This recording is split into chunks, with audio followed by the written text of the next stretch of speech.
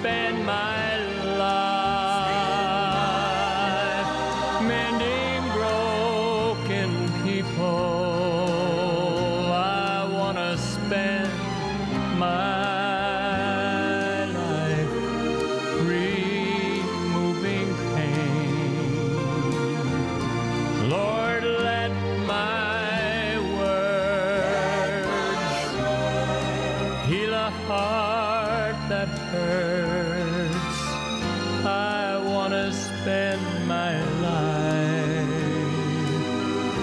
mending broken people. I want to spend my life mending broken people.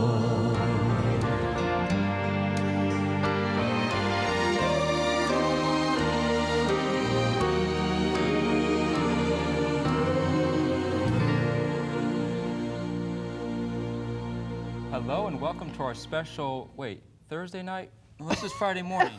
This is our Thursday night program. Don't worry, we're not confused. We just came back from Russia, which is 8 hours in advance, so it's Friday morning in Russia right now. It's 8 p.m. Thursday night here in Southern Illinois.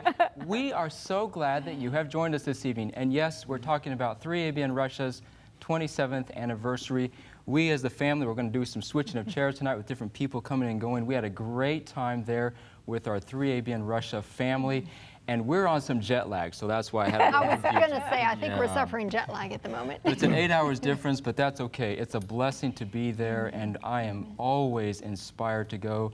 Of course, Mr. Danny, it was the vision that God gave to you, and it's being carried out there in Russia by Sister Julia Ukina and the team there. But I know that we are always inspired to go. I know you too. I'm still back to saying that it's 8 here and whatever time, 8 hours ahead there. Now I'm sleepy. I wasn't sleepy. I thought I was back on regular time, but now it's 3 or 4 in the morning. I'm just sleepy now. So I'll try to stay awake.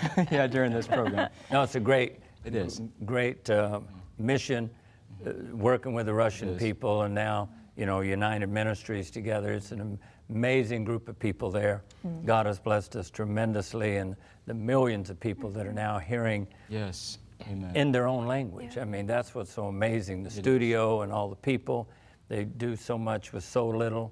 And I'm always amazed every time I go, not only, you know, what they're doing, but their dedication to the Lord. And it's amazing. A wonderful trip. It's the second time for us to be there. It's always a blessing, isn't it? I was just going to say that. It is. You know, and to think the first time we went, it was incredible. The stories and the miracles of what God is doing there. But the second time, the miracles were just as fresh and just as new as if I heard them for the first time, to see what God can still do. We read about miracles in the Word of God and think, God, when Jesus came to this earth, and when he walked on water, and he raised the dead, and he healed the sick. But to realize that God is still in the business of doing miracles, just like that. And they took place there in 1992 with Elder John Carter and the evangelistic series and the baptisms and the start of 3ABN Russia, and they are still taking place there today. So tonight we just want to give a praise the Lord for what he did there in 3ABN Russia and what he still is doing. We have some roles and some exciting things, and part of our 3ABN family here. And I know Mr. Danny, our president and founder, and sitting next to you, your beautiful wife, Dr. Yvonne Lewis-Shelton, founder and consultant for Dare to Dream, and so glad to have you here, sis. It's so good to be here. Russia was amazing. It was just amazing. So yeah, we'll talk about it more, I guess, later. Yeah. Not now, because you're doing the introductions, right?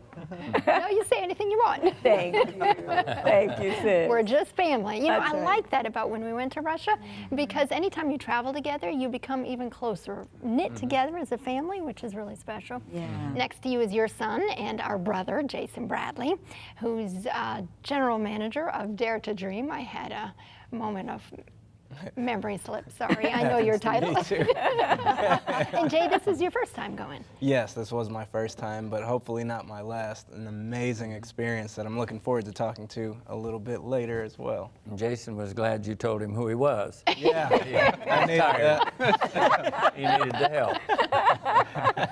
Next to you is Tim Parton, general manager of 3ABN Praise and Music Network, and this is your second time, right? My second time. I just be speechless. It really is an amazing thing. It just you've got to experience it. Amen. Absolutely. And then Jason Bergman, our CFO, and you and Francine, Kids Network General Manager. It was your first time to go. Yep. It was a great time. We loved the people. They were just so sincere and loving. We just had a great time visiting with them. Very dedicated and loving people. And it was amazing because even with the young people, even playing with Amanda or whatnot, they couldn't speak Amanda can't speak Russian and they couldn't speak English, but yet they were able to communicate nonverbally. It was just amazing to see. Just loving.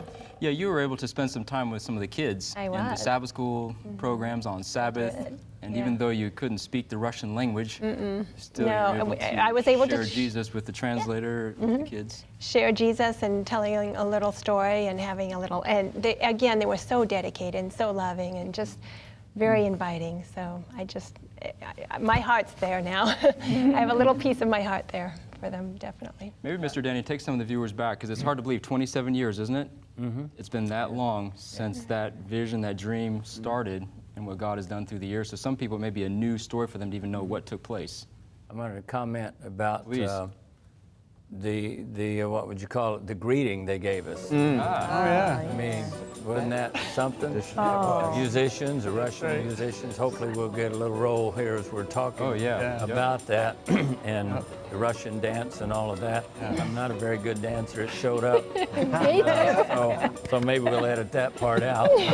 But I mean, it just, that warmth that you feel from brothers and sisters, around the world, and even if you meet for the first time, the smiles, you're going back 27 years when Russian people to me were in general very stoic, if you know what I'm talking about. But when you look at what they had been through 73 years of communism, they told me, because I said, Russian people don't smile. I was talking, and then when I got acquainted with Julia, I said, people don't smile. And she said, there's not much for them to smile. Number one, they don't know God in general for 73 years. Most Russians didn't. And number two, you never wanted to lock eyes with someone when you're walking down the street. They could be a KGB agent, somebody from the government. And if you didn't look at them exactly right or give them a certain type of respect, you could end up, in jail or Siberia or somewhere else. So Russians learned to not look around and just go do what you have to do.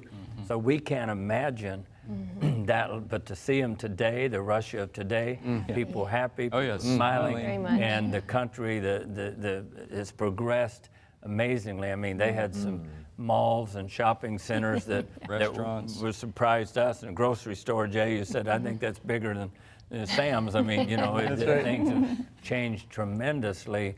So the young generation Russians really have no idea.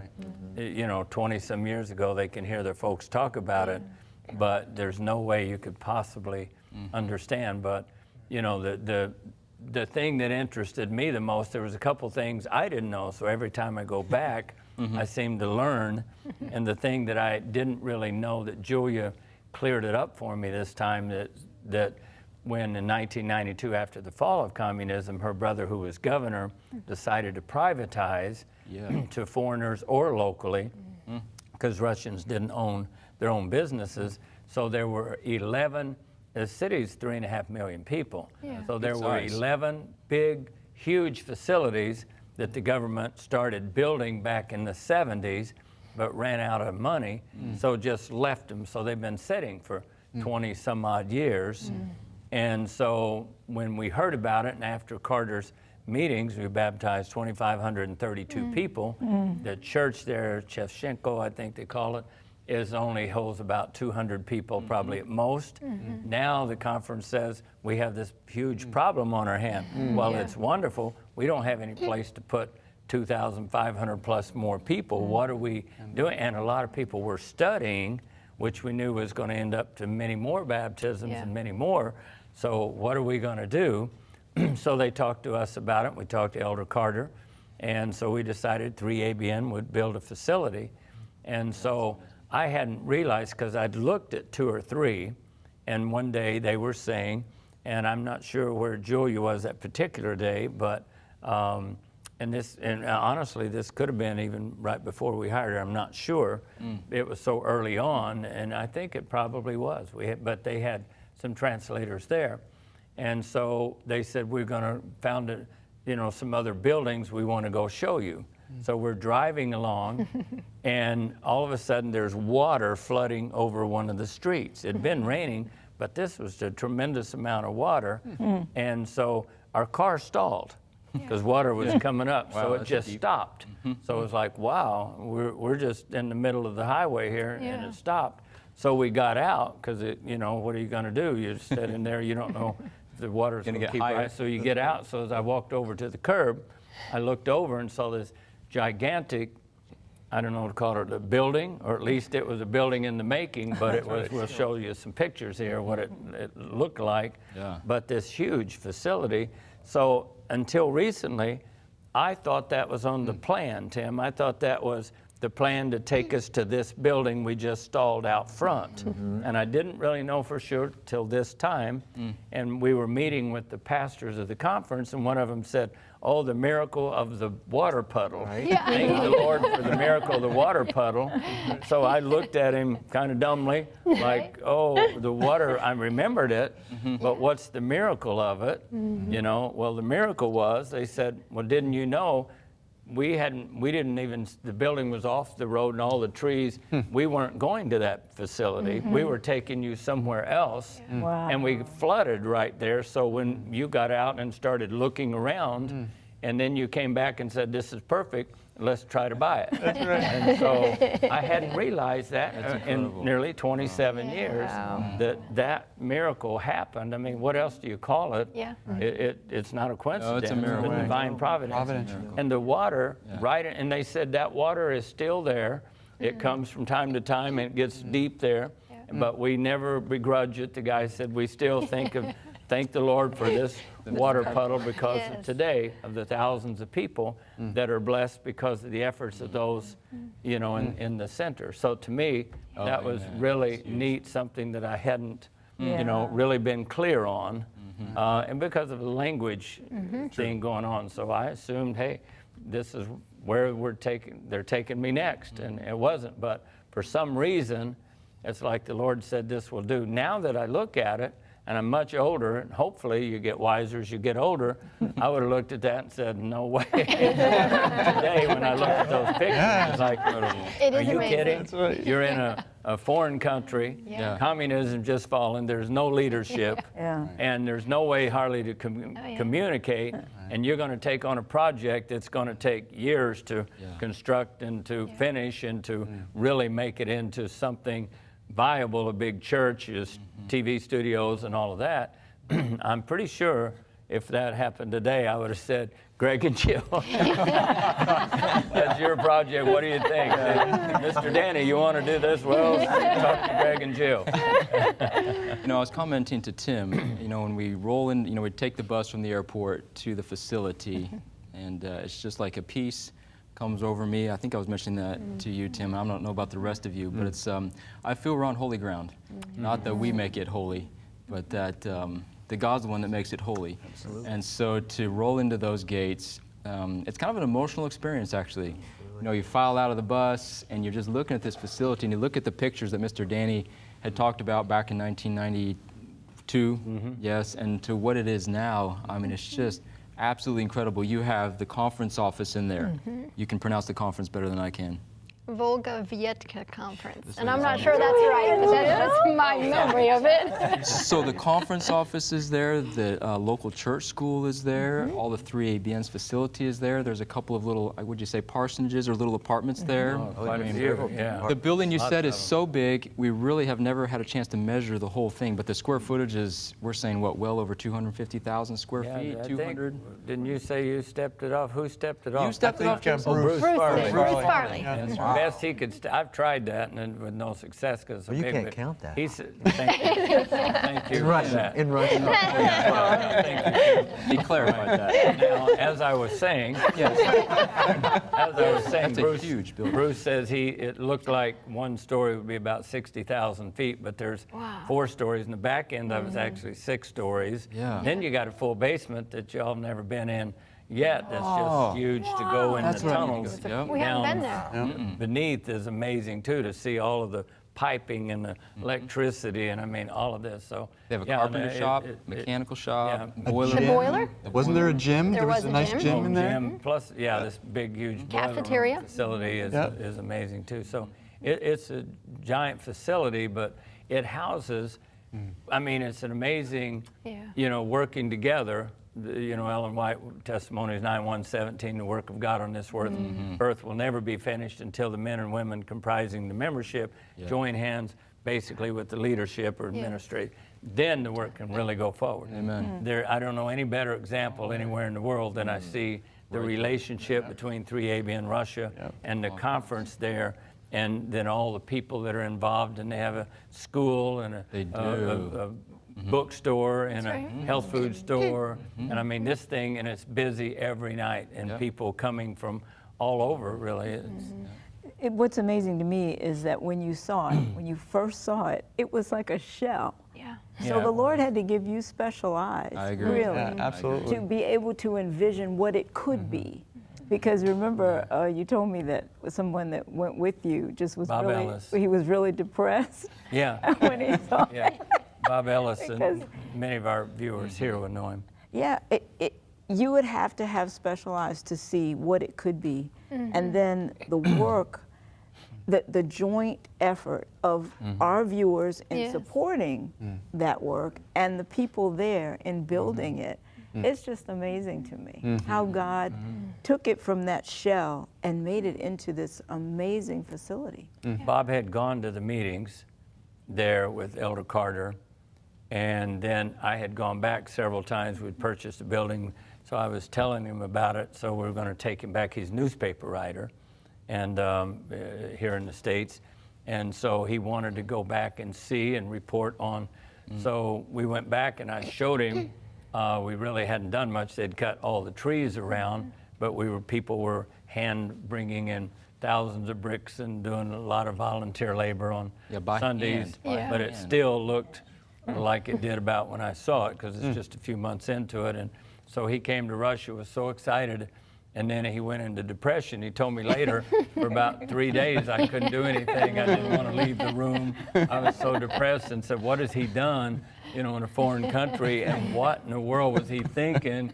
And so Coach Lee was with him, and he said, oh yeah, but Bob is just so depressed over this. And so I'm like, Bob, what's wrong? And so finally he says to me, what are you doing? This is never, I don't get it. He said, I said, well, I don't know. I just felt impressed. This is what the Lord wanted us to do. Yeah. But he got to see it. He passed away not too long ago, Yeah. but he got to see it, later when it was fully operational. And then he was like, this is amazing to see where it was and Yes. where it is today. And so it really, and again, so I take no credit for it, because we were desperate. We needed something. Why something that huge? I knew if there were 2,500 people, that there were going to be many more baptisms, that now we needed a studio. And so, we added on to the building too. It was big enough. And John Cantor, from America, married to my cousin Janice, he went over and we raised some of the stories that had 1 story to 2 story, and those 2 stories to 3 stories, and I mean, built all around. And so this thing just, that's why we can't measure it, but it's all being in use. I know, that's what's There's no place you go incredible. to where nothing's happening. You go there, and I mean, day and night things are happening. yes. So, And then- but the souls that are coming to the Lord, Yep. and again, Julia Ukina, Yep, amazing. what an incredible person. And when I met with her, that's the other thing that, coincidence or divine providence, that after she had been to the governor's office when Elder Carter and I had met with the governor, Carter knocked on my door, Elder Carter, and said, the governor wants to see us now. And I said, the governor? Right after the baptisms. And he says, yes. And I said, he wants to see you? He said, no, he wants to see both of us. We're here taping the programs. And I said, well, why don't you go tell me what he said? And he's like, no. So he said, look outside the door. So we looked out, and there was soldiers there with AK-47s, I mean, young guys. And they're like, oh, we're very mannerly, but we're here to escort you to see the governor. So I was, oh, well, in that case, sure. We'll go. So we go into the meeting, and I'm looking around, And it's the first time in my adult life, because I'm about 41 at the time, it's the first time in my adult life I sat in a meeting for an hour and never said a word. That Elder Carter was so bold. I said, well, that's it. They're going to put us in prison and throw the key away. Nobody will ever get us out of here, because he was so bold with this young governor. And then when he read the letter that Sister Julia Ukena had written and showed it to the governor, and the governor said, what? That's my sister. Yeah. And everything changed, because the Archbishop was there from Russian Orthodox Church. He was telling us we would have to leave the country. Everything changed. And from that point on, you know, was very supportive. And he said, hey, we have a bigger enemy. So all the news media was outside the doors, television, radio, newspapers. And so he told the Archbishop, hey, when you go outside, you know, or now when the doors open, we're going to let the media in, you shake hands and you be smiling. Remember, we've got a worse enemy than each other, and that's communism. We don't want it to come back. And so, you know, praise the Lord. But that was one of those, you know, meetings that was life-changing. So now Julia, I meet her. She says, I rarely go to see my brother. That day, I just happened to peek in the back door and you all were there. Wow. And so as soon as the meeting's over, she wanted to meet Elder Carter, because that's who had brought her to the Lord. And so then a few days later, I was having a meeting with the conference, and they had a translator.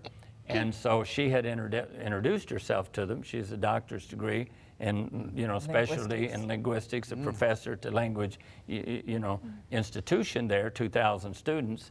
And so she had introduced herself, but the lady that was supposed to translate didn't show up. She had something come up she couldn't, so they called her for the first time and said, could you come to this meeting? So when we were there and thinking about all the money that would be back and forth, the banking systems were disarray. I mean, nothing was working. We knew we'd have to be carrying money, trust people. And it's just like the Lord said, you can trust her. And I knew without a doubt, because people had warned me, you know, people aren't used to this responsibility. They've never had freedom. Not that they're bad people, but the way this culture is, you have to be so careful.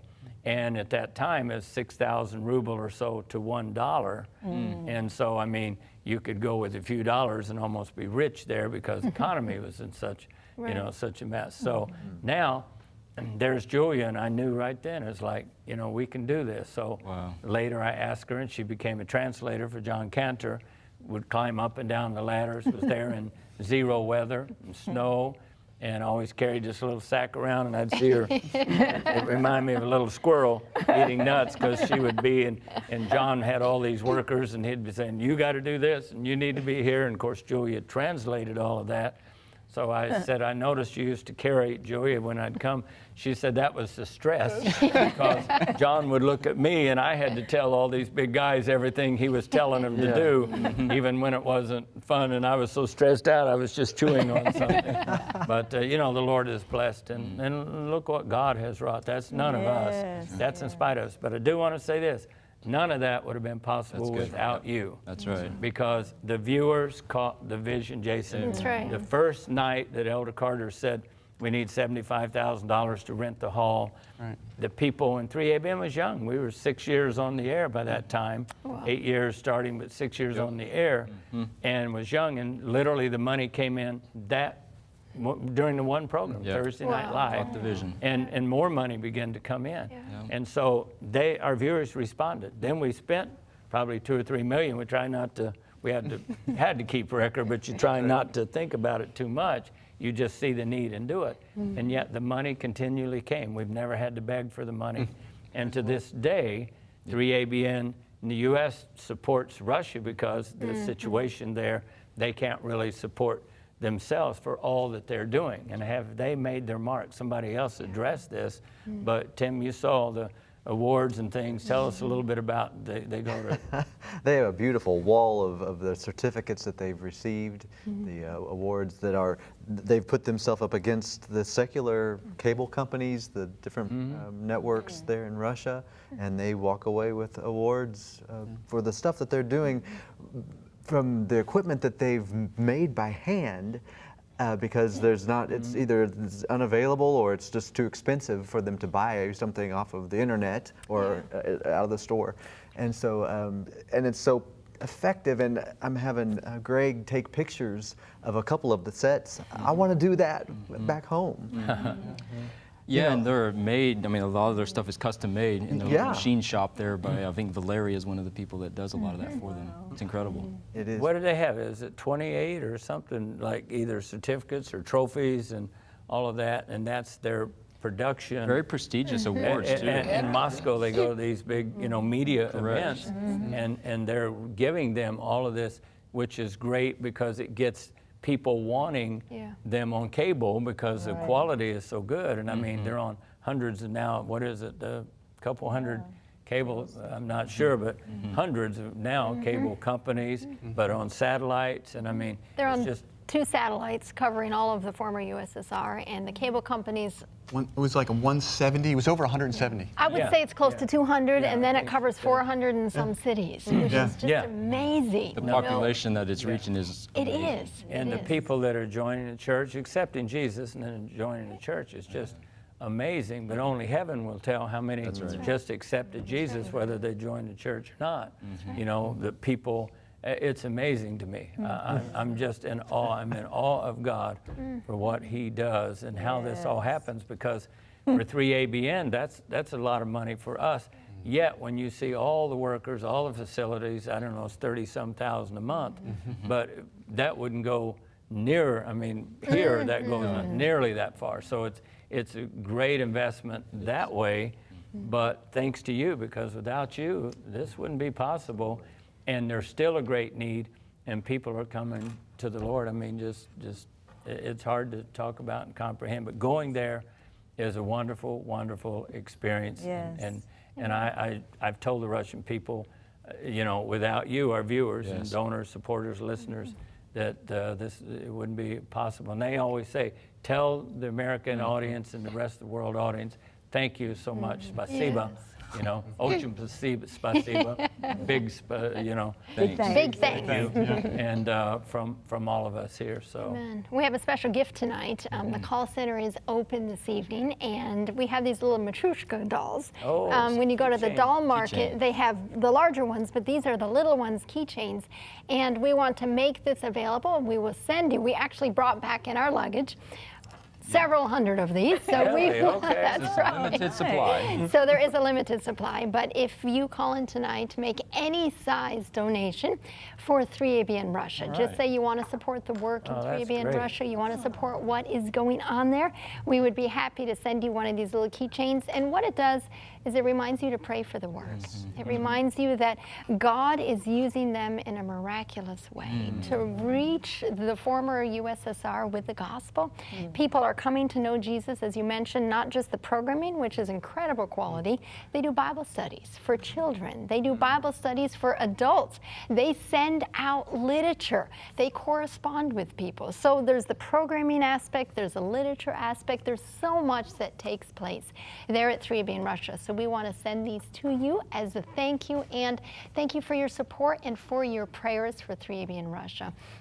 When I think about 3ABN Russia, I think it would not have happened without your vision, Danny, without God putting that in your heart. It would not have happened without Pastor Carter going over and preaching in the evangelism. It would not have happened without Julia being faithful to accept the Lord and to accept that. And John Cantor and Julia's brother being in that position at such a time, and it would not have happened without you.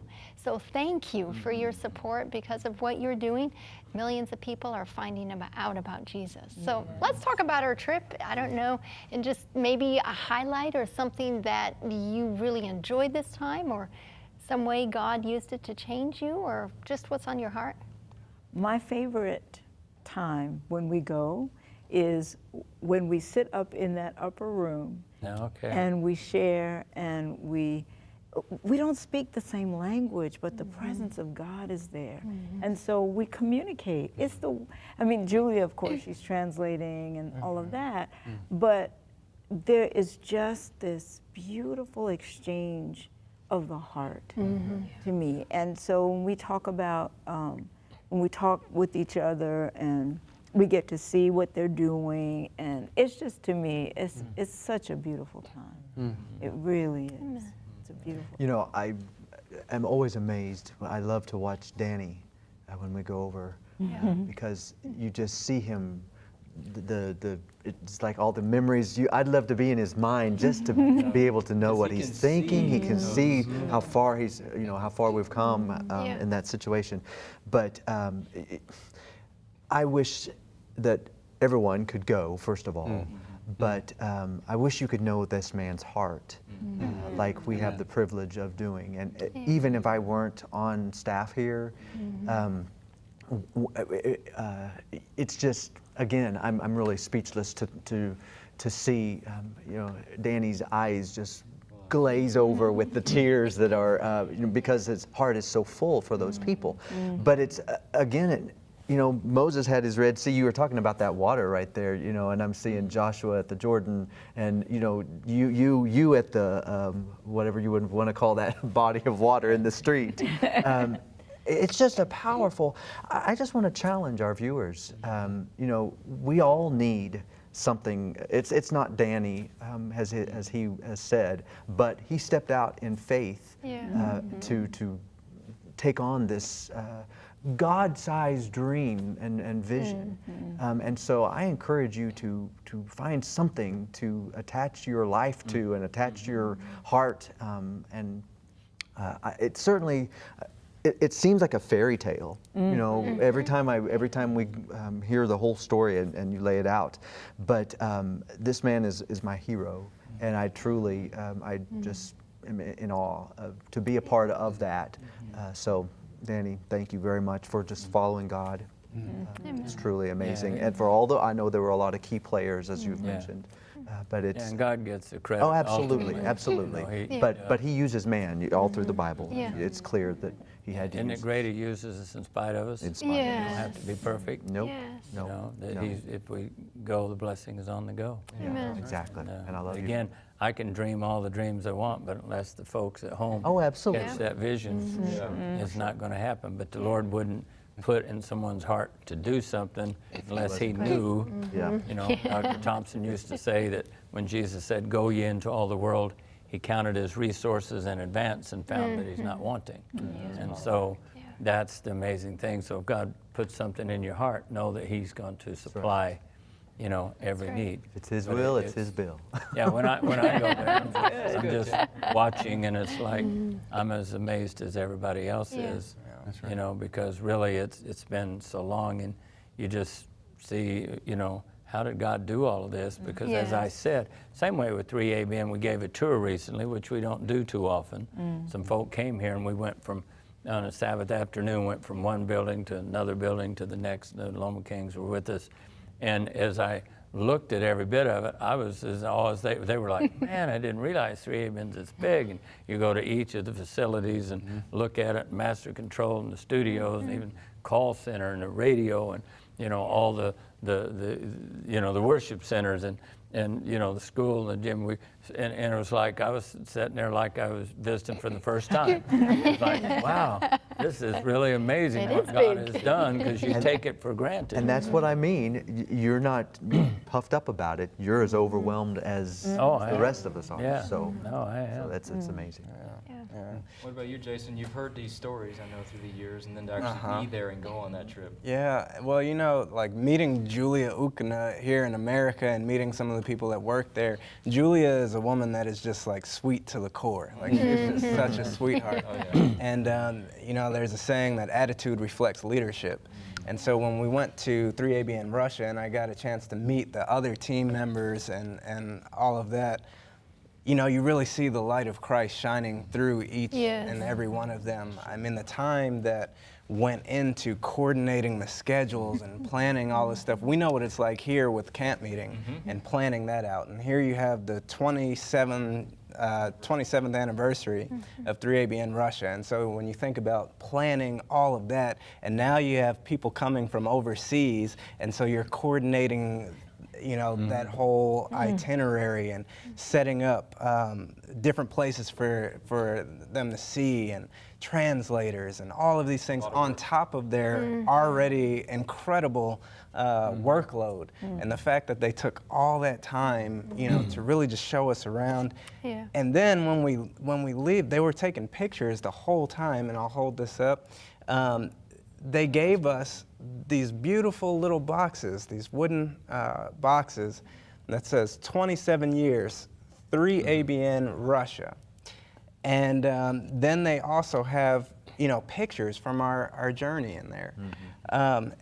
I mean, it was just absolutely incredible. Like, everybody talks about the people at 3ABN Russia, and walking away from there, it just inspires me to develop a deeper, more intimate relationship with Christ, because I saw that in them. The fact that I mean, there were 2 nights where I think some of them got no sleep because they were putting things together, and just really showing us an amazing, amazing time. Their sacrifice is incredible. You know, when you see that, when you go there, I know we want to hear from you all as well, but what we want to do now is go to the roll. This is a roll that Brad Walker and the team put together.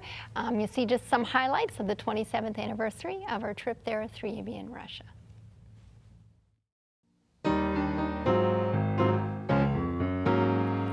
Here we are together again, just praising the Lord. Here we are together again, just praising the Lord.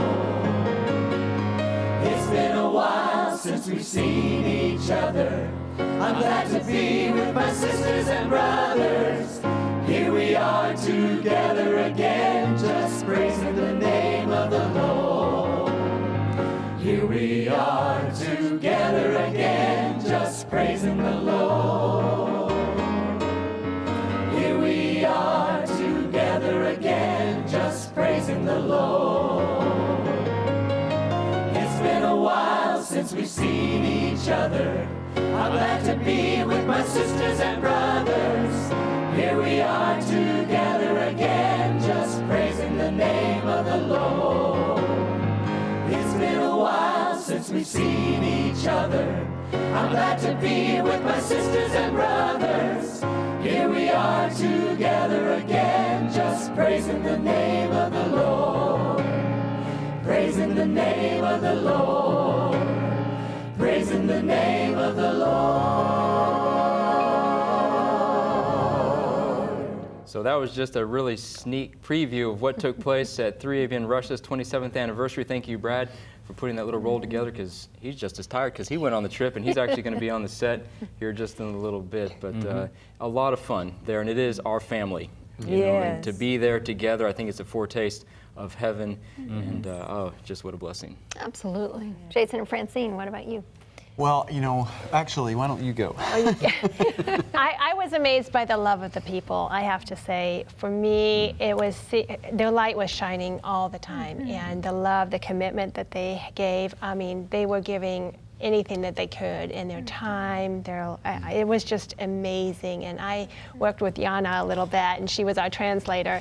And she just spent a lot of time with the little Amanda even, and just it was just amazing to see the commitment for each other. And I realized what was shocking to me is from other countries is that they are tight-knit families almost, because even the way they live, their communities, they do work together and they do depend on each other for a lot of things. And so just seeing that was amazing to me, is how they work together and just they have a goal and they are mission oriented, definitely.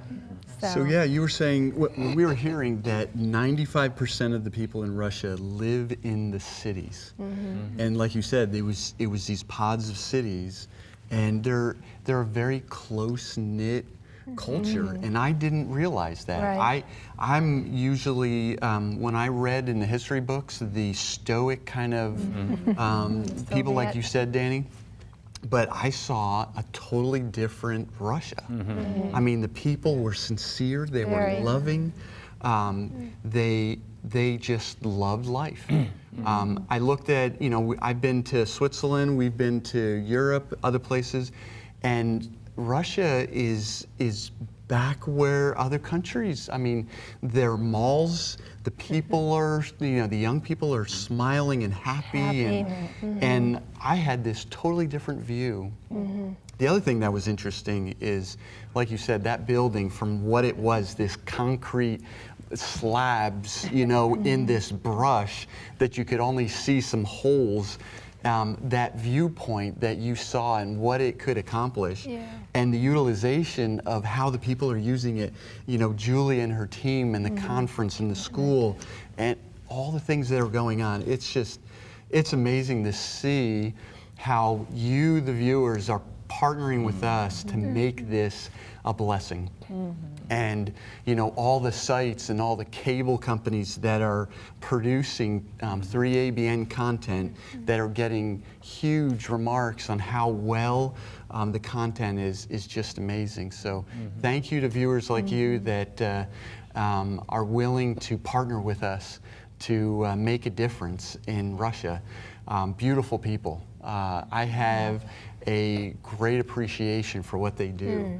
And Julia has done a great job in working with her team to make it happen. And their commitment. And their commitment, yeah, absolutely.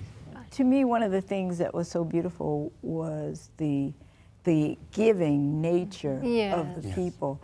So I think it was Friday night, this lady comes up to me at the end of the program, and she wanted me to have this bag, and it was heavy, and she had grapes, and she had a loaf of bread, and she gave it to me. And honestly, I mean, I didn't want to take it because I felt like, am I taking her meal? Am I taking, food from her? But yet, it would have been rude not to accept it. So I took it and I thanked her. But the generosity of the people is just so amazing, because it just kind of reminds you of how much we take for granted and how people want to just give because they love. It's just such a beautiful thing. I feel like when we go to Russia, just like Greg said, it's just a little taste of heaven, because we're all different cultures, and we as Americans go over there, and we have the Russians, and we don't speak the same language, but the beautiful love that we feel is just, to me, it's just wonderful. Taste of heaven. The amazing thing, another amazing thing, I should say, ministries come and ministries go, and projects come and projects go. And you look at a lot of places where you invest to do certain, whatever country it is, and whether it's building churches or whether you're doing whatever, and sometimes 25 years later, there's only a memory of what happened. This continues to grow. Amen. And it gets reaching more people, and it's grown. Every time I go, I'm amazed to see how much this thing continues to grow. So that's one of the really amazing things, is like you would expect after a certain, it's like when you go to Elder Carter's meetings now.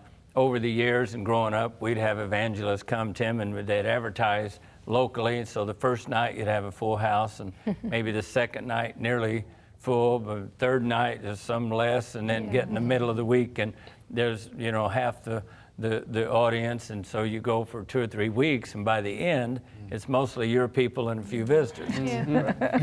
Elder Carter went the very first night. The auditorium was supposed to hold 6,000. We got to visit that again, the Palace of Sports. But they crammed 7,000 in. When the meeting was over, they let them all out one side, and there were 7,000 more to fill it up for the second meeting. Now, when that meeting was over, there were several thousand more outside. So, can he do 3 sermons in a night? Wow. He did. So we let those. Then the meetings went for 6 weeks. The crowds never lessened. It's incredible. They literally, every night was packed, and every night was multiple services. Then when we gave the Bibles out, we'll have some of that role, I hope, too, but give the Bibles out. People had never had a Bible. Pastors told us they'd never owned a Bible. Been an Adventist pastor there. They've got pieces of things and certain scriptures, never just owned a Bible, say, look, my Bible. So we saw in some of the original Yes. Bibles that were passed out there, and they would get them soon as they had to come, so I think 20 nights, something like that. Then you get a free Bible. They literally would fall on the ground and start reading. Julia said, I asked her, what did you do? She said, I just clutched it, and I think I didn't go home. I think I just started reading like everybody else, because we've heard about them all our lives, never thought we'd own a Bible, so you can't wait till you get home. And, you know, but that, for the people, now not all of Russia is, you know, prosperity. With prosperity, there comes sometimes a lack of spirituality where you're not as interested.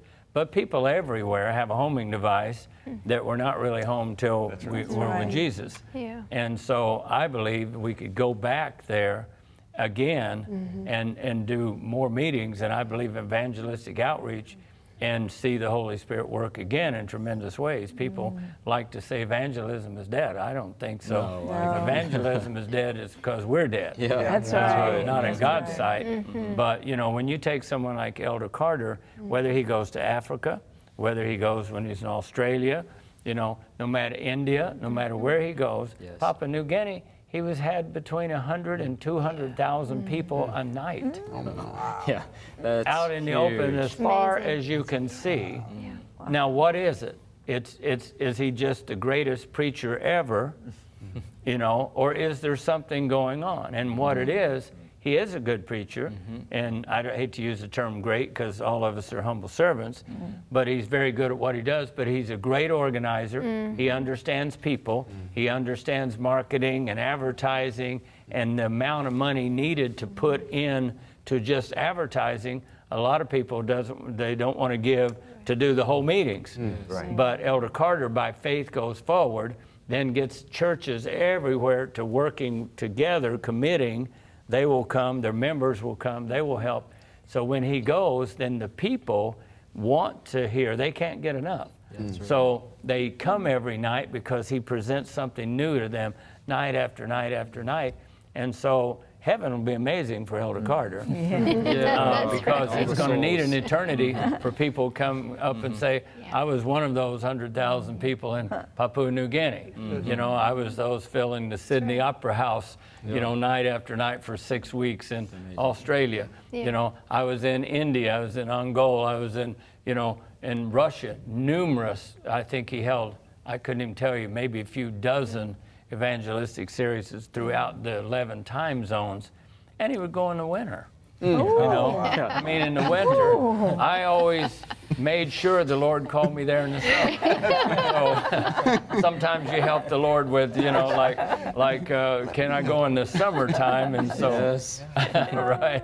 But he would go in the wintertime, and Pat and Jean McClintock, they'd volunteer, my cousin and her husband Jean, they'd go winter after winter, because he worked in the summer in his insulation business, and hold evangelistic series and help raise money to build new churches in that city. I think 11 churches or something were built now in that area. So. Speaking of evangelism, I know we had a meeting with the conference while we were there, the Volga Vietka conference, and talked with them about plans, as you mentioned, for doing evangelism again, not just in 1992, but to continue. And of course, they're doing evangelism now, but if we could have some sort of partnership again with 3ABN and with the conference. What was really fascinating to me was that the president, Pastor Alexander, the secretary, Pastor Sergei, and the treasurer, Pastor Dmitry, each one of them, their story is connected with 3ABN and Pastor Carter in the evangelistic series. I know the president, Pastor Alexander, was baptized as a result of those meetings in 92. Each one of them, they were baptized as a result, whether it was 92 or 93.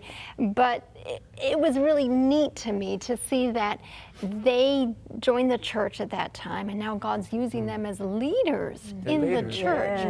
And yet, you're the conference president's age, and at home you're watching Danny talk about 3ABN Russia and going and sending money, and then we went and met them. That was really, it's an amazing experience, you know, because I was a teenager when you were talking about 3ABN Russia, and so then to send a little bit of money in for the project, and then to actually go to 3ABN Yeah, Russia you raised many a years. little money, right? When Just a you little were- bit of money. What, Yeah, teenager? Yeah, teenager. I think. Teenager? I'm trying to remember. I don't remember if we were growing strawberries, my sister and I, and the money we got from the strawberries we would send. But it's just amazing to be there. I think it's to see what God has done. It's touching. It's very humbling to be a part of this. It really is. And there was an amazing thing. I had the opportunity to be in the hallway with you when you rounded the corner, and there was a little lady in a red coat come running towards you and give you a big hug.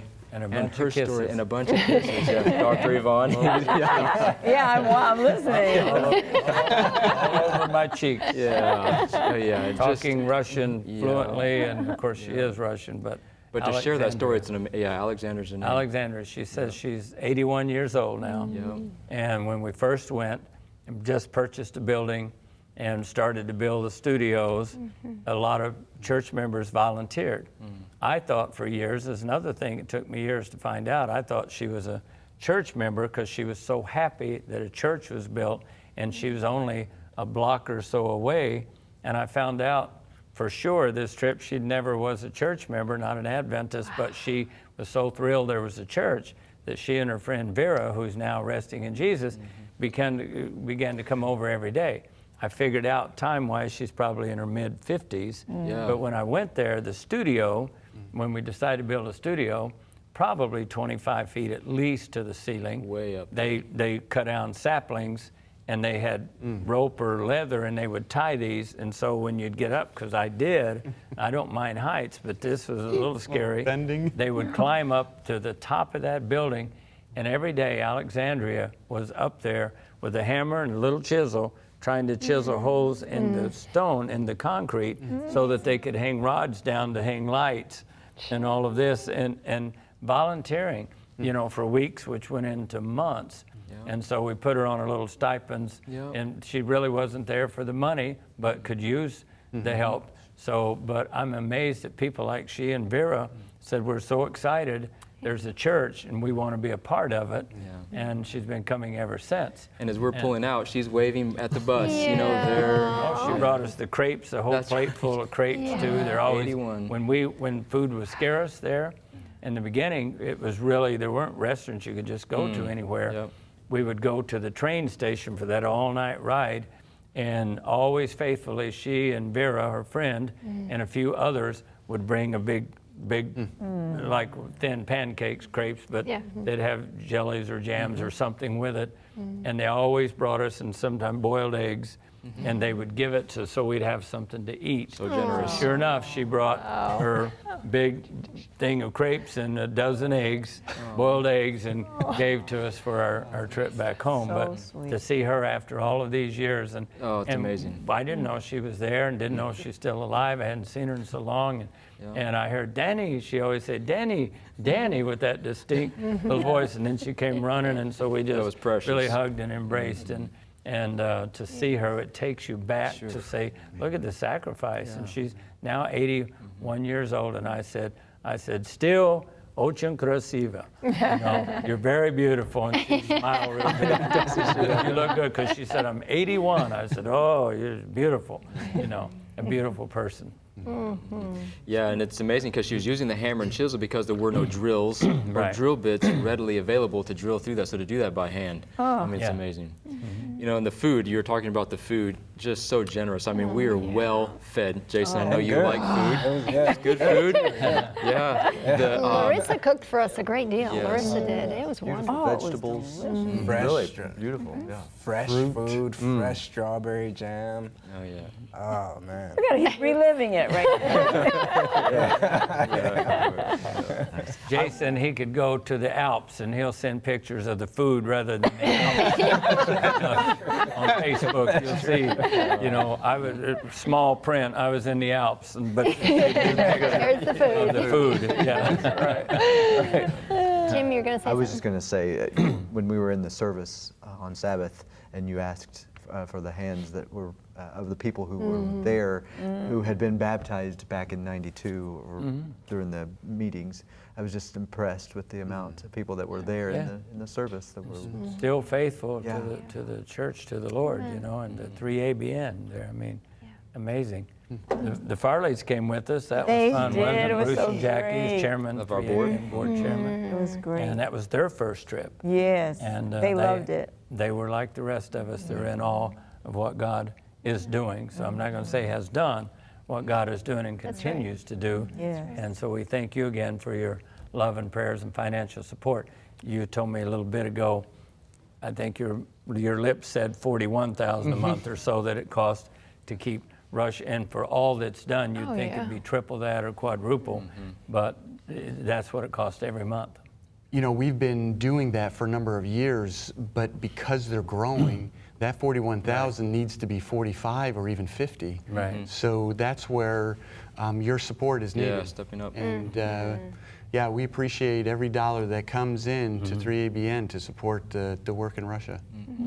And it is exciting because you're seeing the growth through the cable stations, to the all the cities that it's reaching, and it's just amazing to see that. It's exciting. Let's talk a moment just about the programming that they did on the weekend, which was amazing. We aired here on 3ABN. I don't know, Tim, you want to talk about the music a little bit, or we can talk about Danny spoke, of course, on Sabbath, but share with us about. Right. So they have Some of the some Russian great singers. artists. Yeah. In fact, on Praise Him, I talked to Julia about creating using some of their singers and musicians to create an international program for the Praise Him Network. I think it'll be a great way for our viewers to see what they do there. Just great musicians, great singers, but the programming, they've showed a bit of a clip that they send out to cable companies that are interested in maybe airing their programming. And again, I was just thrilled to see what great quality work. It's not, it doesn't take the back seat to any network. It's just top-notch programming. So they had a great choir, of course. I think in the role we saw There's a beautiful joint choir from several of the churches. And so yeah, they're of course they're beautiful singers, beautiful people, and I couldn't understand a word, but loved it. A lot of minor keys, very traditional their music, but it's beautiful, touching. It was neat when you Tim actually said it sounded very Russian. Very Russian. Oddly enough. Jest. And you sang the song, I believe it was opening night, We Are Standing on Holy Ground. And to have the people, I know they're joining in Russian. Yeah, that was beautiful. It was. We want to say for a gift of any size tonight for 3ABN Russia, we will send you these little Matryoshka doll keychains. From Russia. And we brought them back from Russia. So just any size, whether large, we'll take that, or medium size or small, whatever you have, the Lord will take and bless and multiply.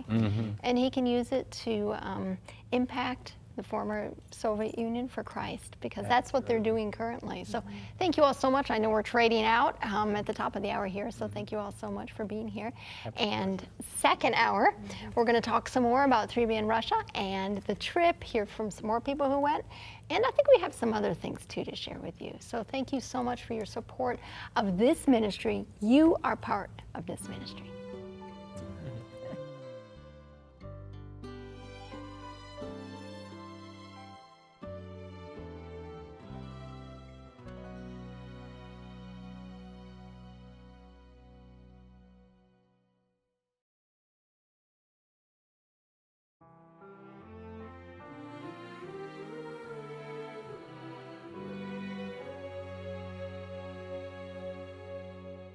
Hello and welcome back to 3ABN Today Live. Thank you for joining us as you do each and every day.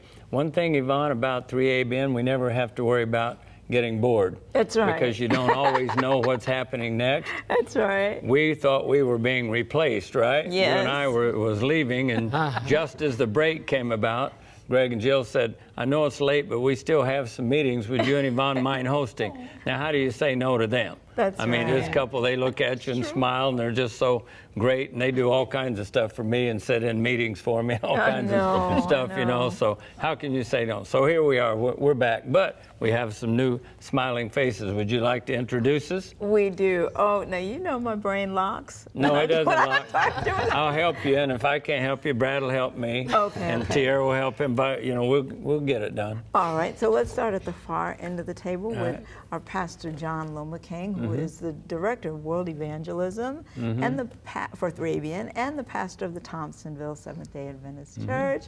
And we love you, Pastor John. And to be here. Our precious Angie Loma King, his beautiful wife, who works for 3ABN Radio. And she is just a sweetie, my sis. And then we have, you know, I'm adding all my little comments as well. No, that's why I had you do it. I could have given their names, but I couldn't do all that. And then we have Brother Moses Primo. Dr. Mo. Dr. Mo, a.k.a. Dr. Mo, who is just, well, he's the head of our broadcast engineering, and he is just brilliant. And so we're thankful for all that you do here.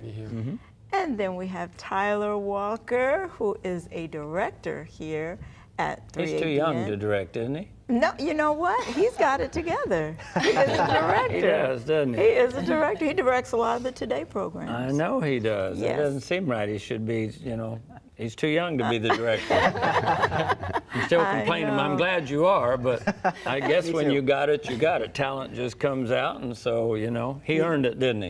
He did, Yeah, and he he does did. a fine job. He does. And then we have his sister, Tiara Walker, who you're going to see a lot more of. She is a part of our kids network, and she did a lot of the promo work for 3ABN Kids. And The she whole just week did a that we recently did all those programs. Yeah, thank you so much. She did an amazing job. And then we have their dad, who is Brad Walker, who is just one of our senior directors and just brilliant and does such an amazing job with creativity. He's just so creative. So just absolutely. incredible. He's one of our main go-to guys, He right? is. When He we're in really trouble is. and when it comes to video and all that, we say, Brad, can you help? Yes. Right? And he's so even-tempered. Like, Yeah. you know, Brad doesn't get all riled up or anything. He's just kind of even, you know, well, let's try this or let's do that. And it's great ideas. Now, the one we're missing, though, of course, is the mother and the wife, is Valerie, which is my niece. Yes. And so y'all are Sheltons whether you like it or not. 'Cause you got your dad's name, but you're just as much Shelton in there as you are, so don't try to deny it or anything. But we're glad that y'all are here. And the first hour, we were talking about Russia and what we saw. Now, John and Angie, it's your second time. Moses, your third? Third time. Maybe third time. Yes. Tyler and Tiara, it's your first time. Yeah. First time, yeah. Brad, yours, is it? My third time. Third time. So we wanted to we're talking to our viewers about the amazing ministry in Russia. And really, Jason was telling us, Bergman, about $41,000 a month. Now, 3ABN, our budget's $1 million to $1.5 million a month, sometimes more. And they do so much with so many people, that huge facility, and going literally on cable and satellite throughout the ex-Soviet Union for so little. What a great investment. And we're encouraging our viewers to continue to support 3ABN Russia. But John and Angie, let's start with you a little bit. It's been 7 years since you were there for the 20th anniversary. Tell us about some of the changes and what you all see when you're there. Well, the thing about it is there's a consistency as well as a creativity. You know, when you think of, let's go back to that figure you stated, $40,000. That's barely a camera. Am I right, Moses? Yeah. When you talk about America, that's what it takes to cover that kind of ministry for a month. Number of personnel, but there's a creativity that doesn't stop 3ABN Russia. I was impressed when I heard the testimonies about all the networks that they're on. And what really inspired me is when Julia said, you know, before they were on any cable networks, before there were cable networks at all, they just produced program by faith. They produced program after program by faith. And then when the cable networks came out, they discovered, well, let's just go ahead and offer these programs to the cable networks. Maybe they'll take them, maybe they won't. And they discovered, the cable networks discovered that the quality was so high. The quality was of such a level that they said, this is the kind of programming that we have to have. So it wasn't a matter of, are we going to get on cable? It's a matter of how many cable companies can we actually furnish the materials to without overlapping. And then the other thing is, I saw that article that was done in one of our World magazine about the satellite. Then to know that that ministry in 2 satellites cover the entire gamut of Russia, 11 time zones. Wow. But getting back to the determination, we walk from office to office. Yes. And I was amazed to see the determination and the skill that is possessed in each of the individuals that work there. I mean, they're just creative. Things that we do in America. I don't know if anyone talked about the jib. Oh. No, we didn't tell about it. We talked about making some of the equipment. But I remember a jib, that's that camera for many of you that it just swings around. The long arm reaches out. Long way around and kind of, and they talked about how much it cost to make that. I think $15,000 or something to that effect. Very low amount. $1,500. $1,500. Yeah. It cost $1,500. them that, but for us it was like $18,000. They came here and saw one of ours and went home and decided, well, we'll just make one. We can't afford it. Right. So, and yeah, $1,500. Yeah. And the $1,500 really was the 2 motors that they had to get from America, I think it was. Yeah, that was like $600. 1,200 of them, yeah, 600 apiece. Yeah, and then the rest of it was creativity. Yeah. And craftsmanship, and it's still working to this very day. So when you watch the programs from Russia and you see that move from the audience, that's that jib camera that they'd had for how many years now? Long time. A long time, and it's working. That's the kind of creativity I see that's in Russia. But they don't hit a wall. That's the thing I like about it. They're talking about new children's programming, a lot of Bible studies. We walked into the office, remember, saw those Bible studies? The Bible studies everywhere, and that's what impressed me. The Bible studies that they send out to all the viewers and the listeners, because they do have a radio station there too. So And the stimulating creative way, that's the thing that got me about the children's Bible studies. You know, when they go through the Bible studies, they included a puzzle. With it. Not that that was interesting, we don't want to give away our secrets, because it was a great idea. And so, like, say for example, 12 Bible studies for children. Well, they have to complete the first 3 to get the first piece to the puzzle. Okay. And that puzzle is so inviting. They want to get that puzzle. They want the next So the next 3, the second piece to the puzzle, and so on and so forth. Nice. So they want to finish the whole thing, and there are little hints along the way to just keep them driven. And I thought, wow. What a way for children to get to know Jesus. Here they are in a place where not too long ago Bibles were first made available, and then their creativity and their think tank, I thought to myself, wow, this is really a ministry that's driven. Yes. And then the people that are coming to the Lord through the ministry of 3ABN in Russia is another thing that really is amazing. So there's so much of the building. I mean, I went there 7 years ago. We went there 7 years ago. Still didn't see it all. Still haven't seen it. You can get lost there, really. You know, Bruce Farley, I was telling him that. And so when some of you all weren't with us, we started going into some areas that as a group, we didn't tour. But in the second floors on the other side, conference office, a lot of apartments and traveling. I mean, and pretty soon he's like, don't leave me. And I said, why? And he said, no, I'm serious. I don't think I can get back. Now, Bruce is a good negotiator, knows how to get back, but he was making a point. He said, I don't think I know where to get it. This thing is bigger than than we had told him. We said it's huge, but. Like a maze. Oh, yeah. He's like, I don't think I can get back. Is it 3 floors? Well, there's actually up to 6 counting the basketball gym in the back. You know, so 3 levels. Some has 2, some 4, and then in the back all the way to 6. And so it's a huge facility. Yeah. Is there a basement at all? There is a basement underneath. That's where don't leave me, because I'm afraid I'll get lost. 'Cause that's tunnels back under there, but you see all this piping and the wiring and all of this stuff, and the ceiling's about 7-8 feet high, but you go through there, I mean, you could get lost for sure. But what an incredible facility, and praise the Lord. And the other thing about the 3ABN Russia is the story. I have heard the story, you know, Moses. I've heard the story, but it seemed as though there was another piece to the story added this time that you even were not aware of when that car stopped. And we told the audience at the first hour, about the puddle of, actually a lot of water right then, and so finding out we hadn't intended to stop there.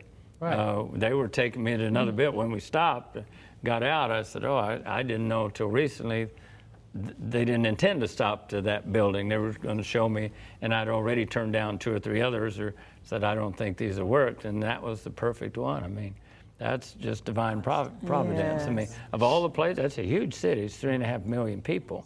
And so to stop right in front of that, your car literally getting flooded, Nobody can ever tell me that was coincidence. Absolutely. And I think one of the other reasons why that ministry needs to continue to be supported is there's no way that all those incidences could have lined up coincidentally. No way. The providence was just too great.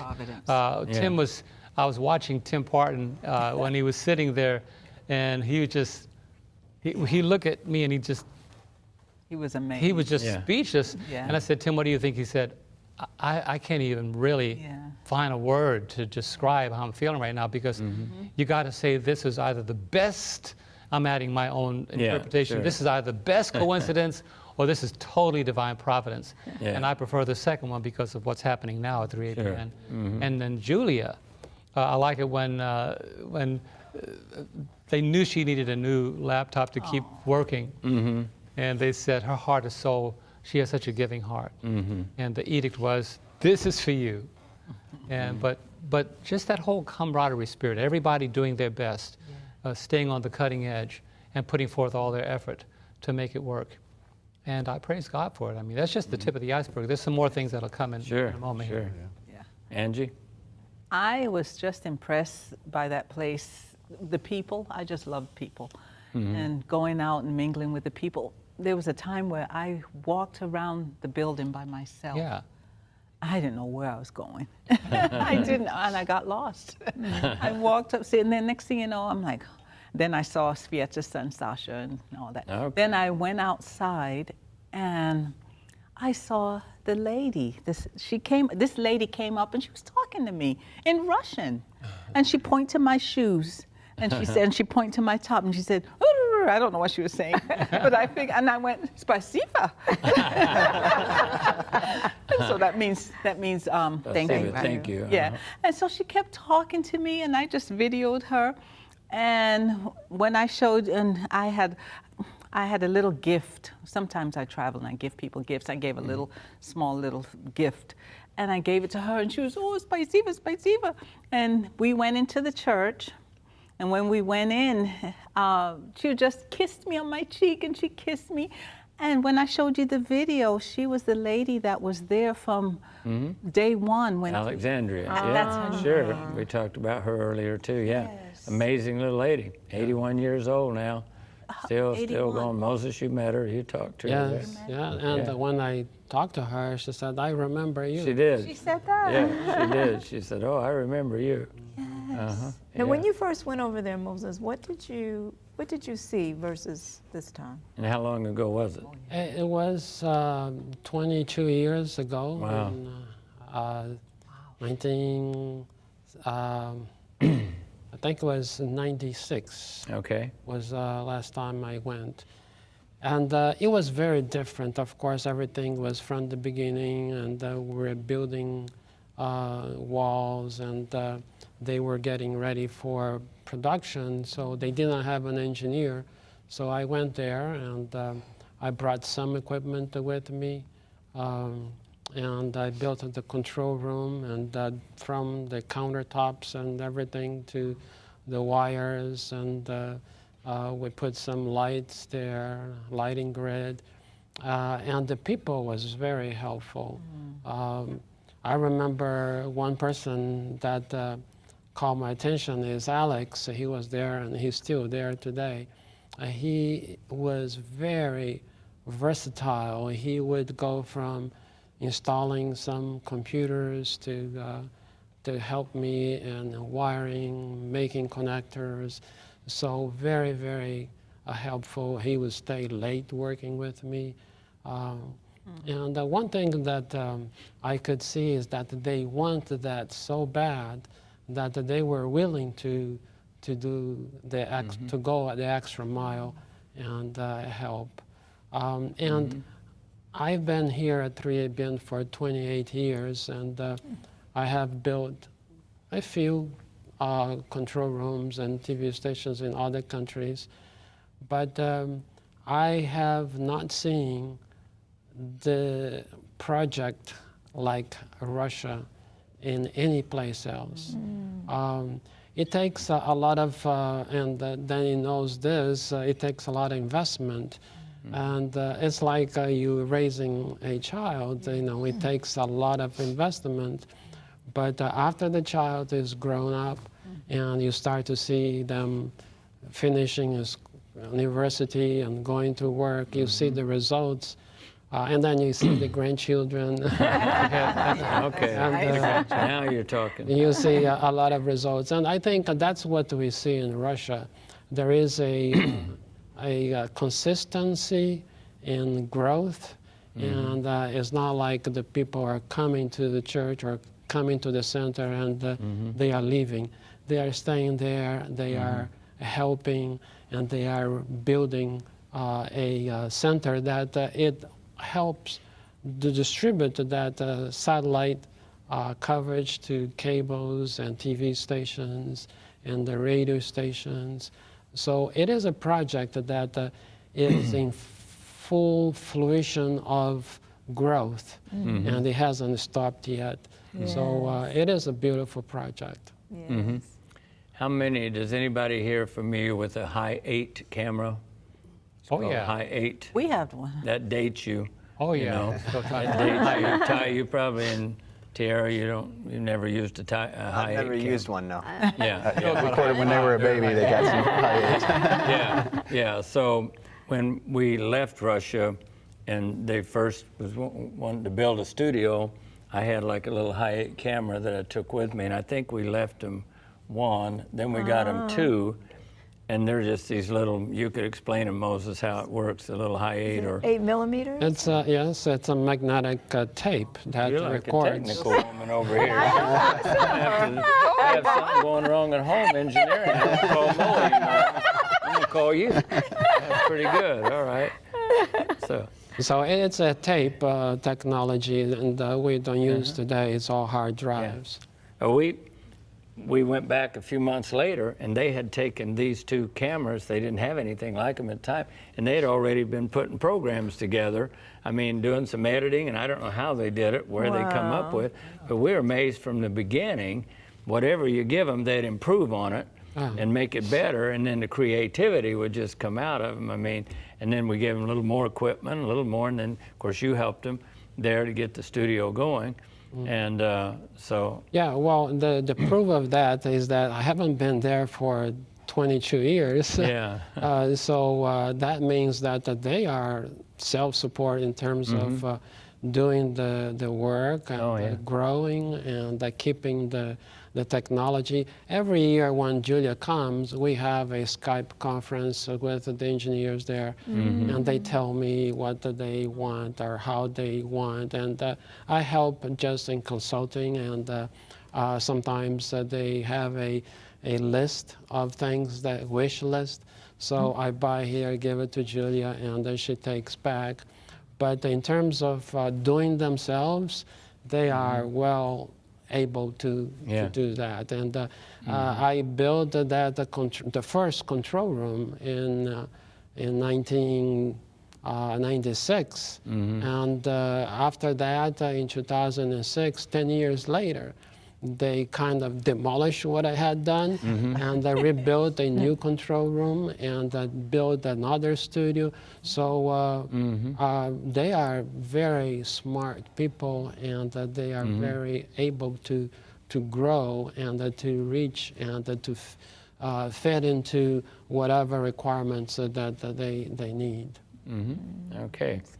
Ty. It's Tyler, I should say. I'm used to when he was little, we called him Ty, but Tyler, Mr. Walker. When, for you, you're usually as Yvonne mentioned earlier, in the control room. Yeah. So now your sister, she looks like she was born on camera, right? But now for you, I think I heard you say a while ago you'd feel a little better off camera than on camera. Absolutely, yeah. So thank you for being on camera, though, today. And you get that from your dad, because your dad has done thousands and thousands of hours of other people, but he rarely do we get him on camera himself. And your mother, she sings some, but she's not one just to get on and, be on camera, too. So this is kind of new from this end of it. Now, had you traveled out of the country before? Man, how old was I? We went to Haiti. You were 10. Okay. I was 10. You were 10. Okay. But prior to that, no, this was Did you have a camera in your hand then? I did. I thought you might. Yeah. No, actually there was some stuff that we were doing some medical stuff, and he gets queasy at some stuff. Okay. And it was actually Hildebrand. Okay. Had stepped on a sea urchin in the ocean. Oh. And they were trying to remove this sea urchin, and he was recording it, and he ended up saying, "I can't deal with this. Tyler, you take the camera." So he just left the room. The rest of the trip, he had the camera. So, okay, well, maybe that's the blessing in disguise. Sorry, Dee, but at least it got you into your niche in life. Now, going to Russia, what do you expect? What did you expect, and what you saw? How did that differ? I think that I would kind of echo the sentiment that a lot of other people had said. I didn't expect the friendliness of the people. Jason Bergman, while we were there, asked me what's been your favorite part of the trip, and I thought about it for a second, and my answer was the people, because yeah, it was so much hospitality. And I was kind of expecting more of that, kind of stoic. Okay. Yeah. Yeah. Technically, you got to see what they're doing, and how would you grade if you were given a grade? If you were watching from Russia, hold your ears a minute, but how would you, considering with what they have and what they're doing with, how would you grade that? I was really, really impressed. We got there, we went into the studio and saw some of the things they were doing in there, and some of their setup. When talking about their jib is just it's a 2x4 painted black. I was amazed by what they're putting out with what they have. So they get an A. A plus. Oh, A plus. Yeah, I'll throw a plus in there. Okay. Good. But for you personally, you were impressed with the people. Yeah. The facility, the country in general? The country in general, yeah. Yeah. Amazing, isn't it? It is, yeah. Tiara. Yes. All right. One of the few people on the program who's not afraid of the camera. At least within the family, okay? And so now, have you traveled? Of course, you went probably, I'm sure, to Haiti. But other than that, have you been to other countries? Actually, I didn't go to Haiti with them. I would have been what, like seven around then. But I did go to London when 3ABN went, and that was an experience. And, oh wow, Russia was way up there, and that was amazing. Okay, so you're going to Russia. Did you knew you were going? Did you try to learn any of the language, any of the words? Well, I tried. I really tried. Spasiba and Pajausta. You're welcome. I got those two down real good. Anything else? Don't quiz me on. I don't know. Dobre utra. Dobre utra. Yeah, good morning. That's good morning. Dobre utra. Yeah. Now, you guys, you weren't there just on vacation. You were working. Yeah. So a lot of the video that the folks are seeing tonight, and what they will be seeing in the times to come. So you're both there actually working. You're assisting your dad, because your dad has had a surgery on his foot, and he was going around on a little scooter on the airplanes and everything else. Good part you got to load first. Yeah. So on the pre-board, but it wasn't worth it, I'm sure. It was not worth it. It was tough, but you brought the kids so that they could go in all those hard to get places that you usually go, and could help with the cameras, with the editing, all kinds of stuff. So you all were working there. So tell me about your experience with cameras. Yeah. So I don't have much experience with cameras at all. They gave me kind of like a crash course before we left, and I was trying to remember it all.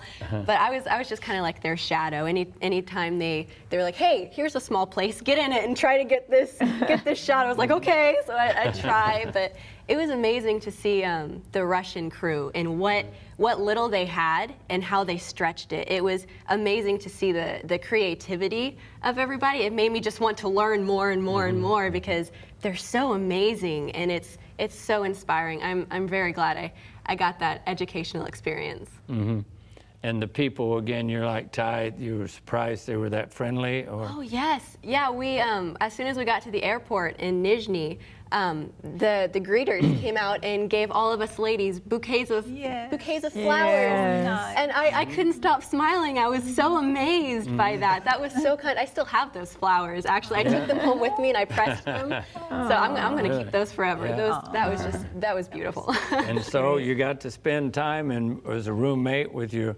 cousin Trinity, yes. our youngest daughter. And but Trinity was too bashful, believe it or not. How did she come from this family and be too bashful? She's too bashful. She said, Papa, it's kind of stressful for me to get on the air, so we forgive you, Trin. But you and Trin got to spend a little time together, yeah, at least. That was fun, like a little slumber party in Moscow. Oh, yeah, yeah. And you went to the doll park. How'd you like that? Wasn't that interesting? Wow, that was culture, if I've ever seen it. That was just talking to the people at the shops. They were friendly, too, trying to get you to look at everything and seeing all the dolls and everything that was handmade and handcrafted. That was beautiful. It was really good. And that was a segue to... the Matryoshka doll. I was giving her a hint. Very good. We have a free offer for you. For any size donation, you can receive one of these keychains. For Russia donation? Yes, for Matryoshka. Oh, that sounded good. That's what Julia showed me how to say it. Oh, okay, all right. And you can get one of these little dolls. It's a keychain for any size donation to support the work in Russia. Amen. And again, we appreciate your support, because without you, it's not possible. The church members and the people in general are not, and it's still yet, and economically able to give very much.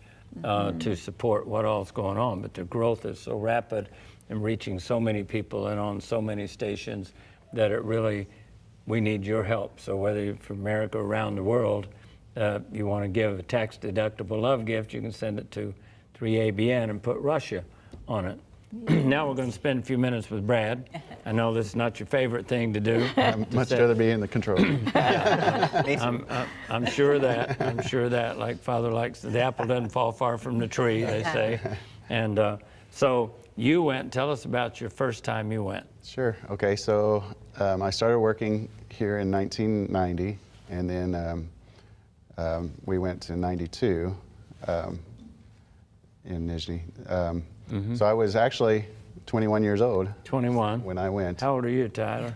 I'm 21. See, here you go. That was my first trip, was Russia over there. So we didn't know what to expect, didn't know how to even be on a remote crew at all. We were just putting it together. I think that was one of our first. They didn't tell me that. I sent them all. I thought you knew about it. I didn't know you didn't. We had to separate the controls, because in the studios here, we still kept production going on, but we sent us over there for 3 weeks. So we were splitting up the teams and we were putting it all together. But when we went over there, just amazing experience. When we arrived, there was just so many people trying to get into the building. It was just... The Palace of Sports. Yeah, and we were seeing militaries with big guns and stuff and dogs, and we didn't know what to expect. We were a little spooked, to be honest. But then we saw how friendly the people were to us. They just wanted to be around us. And then anytime there's so many people there, but when the message was being spoke, total silence. I just remember how quiet.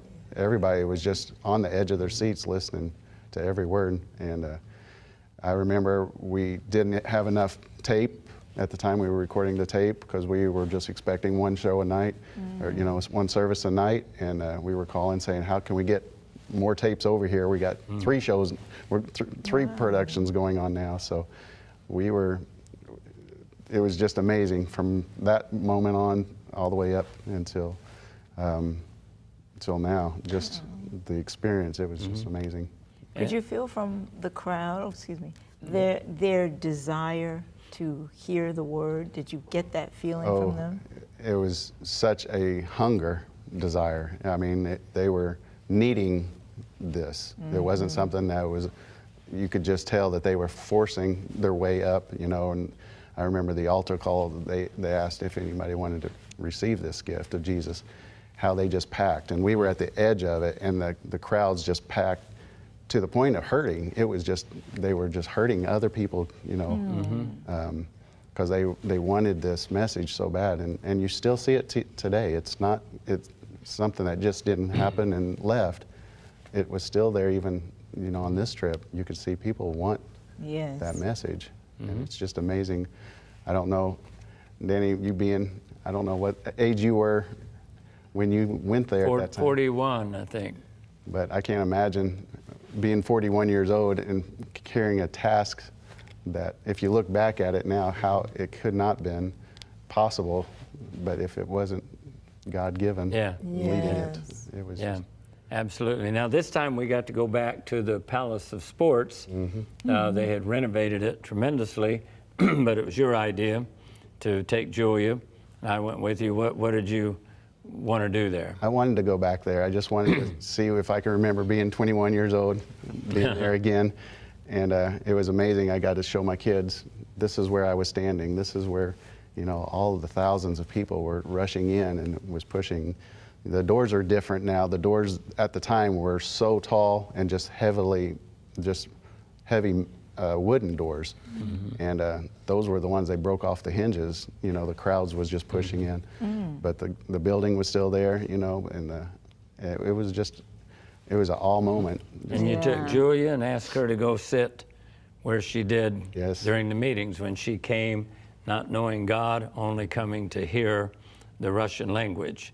And she took you there. You got some video of that, right? That's where her relationship with Jesus started, was right there. And it was just, you could just tell that it touched her. And she actually even had one of the original Bibles that, I forget how it worked, but if you attended so many meetings. I think it was 20 nights in a row, or during the whole 6 weeks. They would stand in line just to get a stamp to put in their Bible, to make sure that they were accounted for, and just the lines and lines of people waiting, and she still, was able to see that Bible, and we were able to look through it and see the stamps that was inside of it. Do you remember the baptisms? We came back at that time. I remember the reports that was happening. All there. We were there for the first 3 weeks, and it just kept going. The services. 27 pastors, John, were baptizing for 4 hours at a time. I mean, fast as you can get people in and out. It was in middle of May or so, but the weather was like in the 40s. It was really cool, and which surprised us for May. The water was cold. I mean, it was freezing cold. But after thousands came, but yet 2,532, and people say, I've had people say before, wasn't it 2,500? I said, no, every soul counts. 2,532. So we didn't know even how to begin. You go down to the Volga River, and so, the city, they got permission, said, well, you can use this stretch of the river, but how do you house and people changing clothes for 2,500 people? How do you do it? So Elder Carter got a lot of courage and just to go there, but he contacted some people in government. Then the KGB got involved, and they actually loaned us trucks, and they came and brought tents. Wow. Look at that. Tents. They brought tents, set those tents up all over for people to change. All the church people brought towels, and they tried to get gowns for the people, the women, especially in gowns. And I remember my cousin Dennis was there, and he had one of our little hand cameras and got some great footage that we still have. But I remember particularly showing one man, he followed him going in, and here's all these 27 pastors baptizing, and the water was literally, I won't say freezing, but very, very cold. I didn't go step in it. I put my hand in it. I said, man, I'm glad I've already been baptized. Today's not the day. But these people were so excited they didn't care. And they weren't standing around shivering.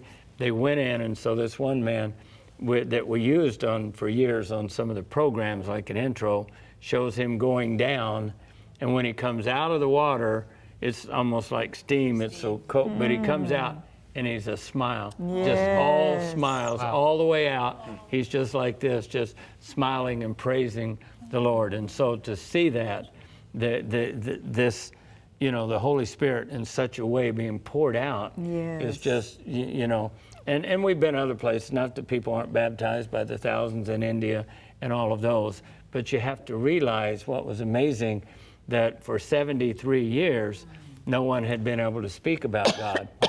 I interviewed people that actually told me, one man said I was an editor for a communist paper, but I could not, I believed in God, but I could not say anything even to my wife, because if something happened to us and she reported that I believed in God, I would be in trouble. No telling what they would do to me. So I had to keep it secret for many, many years, that I knew there must be a God. So these meetings came, and now communism had fallen. He's an older gentleman. He came to the meetings, and with tears in his eyes, Wow.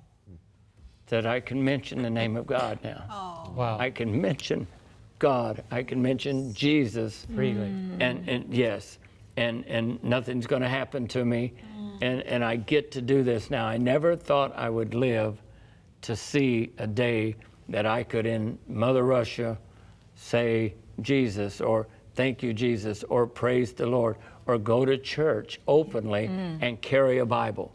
So that's, to me, what is so amazing. When all of this was going on, the wall, the Iron Curtain fell. This happening, 3ABN and Elder Carter going almost immediately after it, the first year, and to see all of the changes. And then, as I mentioned the first hour, it continues. Mo, it's not like, as I said earlier, some ministries come and they go, and leaders, maybe the leader of a ministry dies, so the ministry dies. Certain things happen. This one, every time we go back, it's growing, reaching more people, doing more. The facilities, keeping it all up, looking beautiful, and I mean, working with the church there, and it's just absolutely, that's what's so beautiful about it.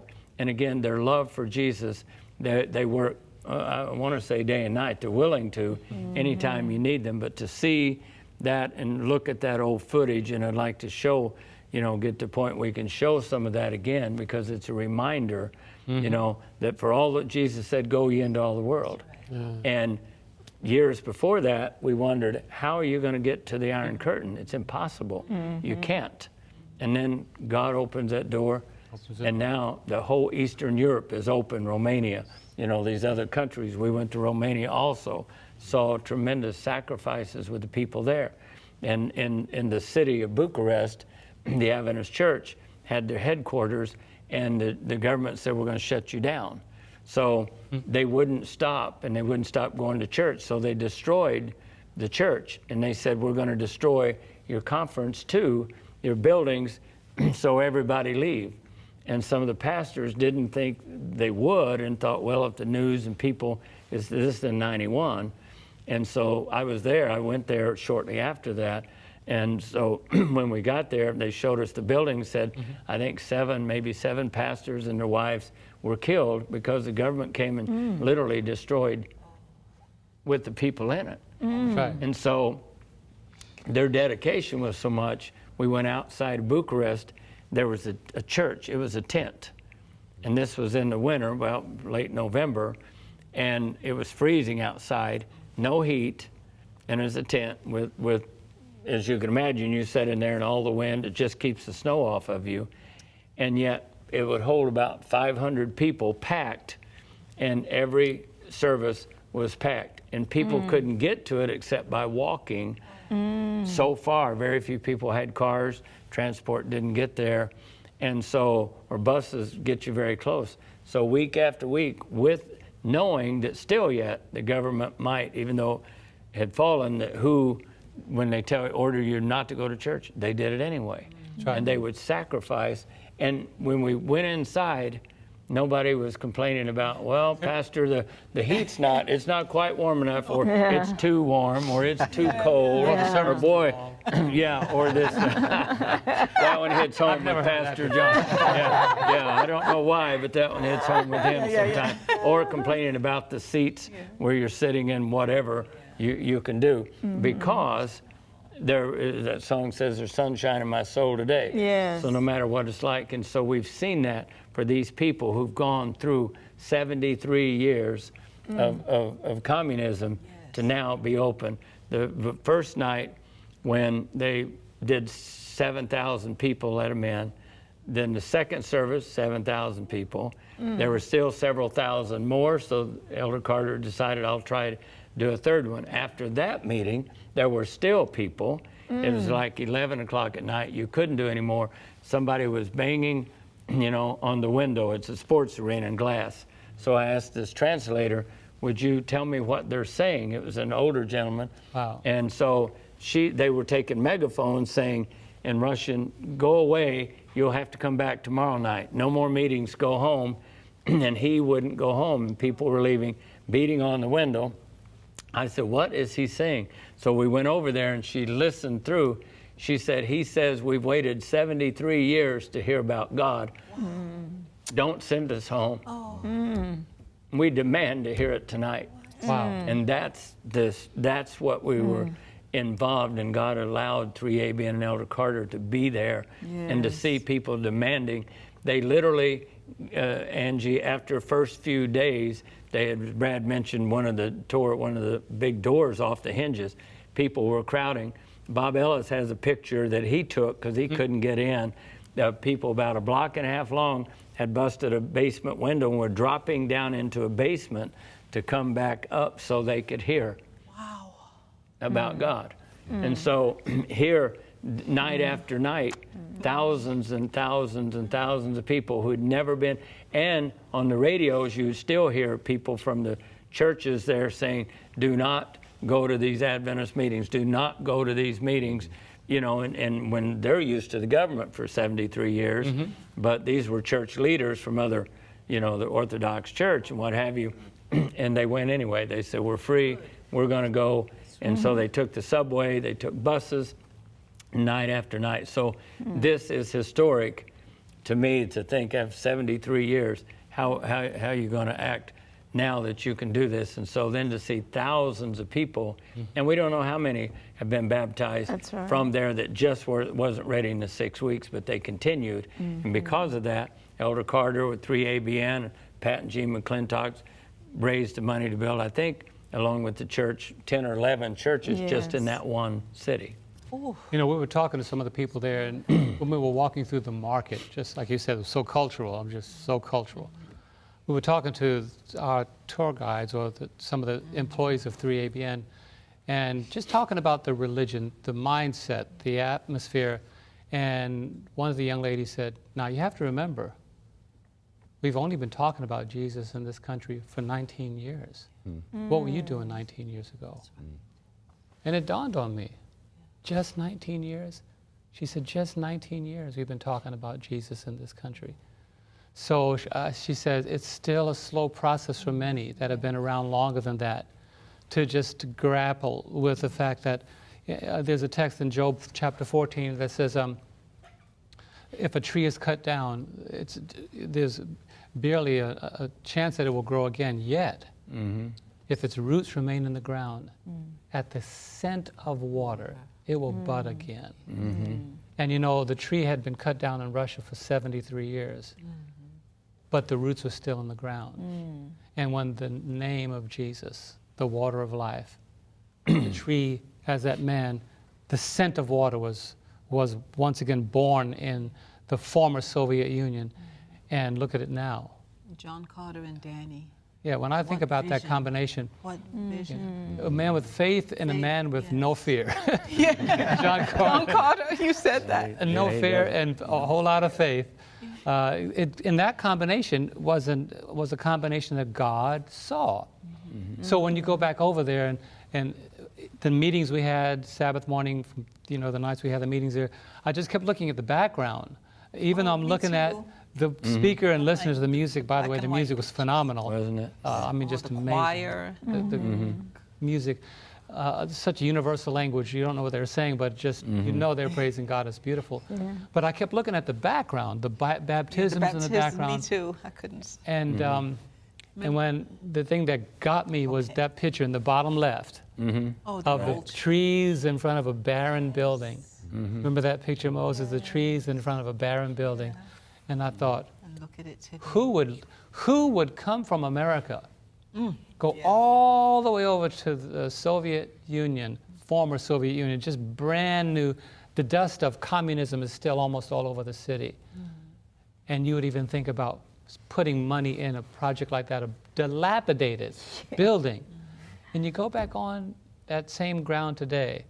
And that's why when you started singing that song, Holy Ground, we all lost that was it for me. Yeah.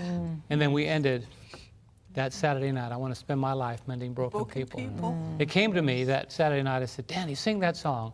What song? What you've been doing for the last 35 years, mending broken people. Looking in that audience, how many of you were in that baptism? Hands going up. How many of you received your first Bible?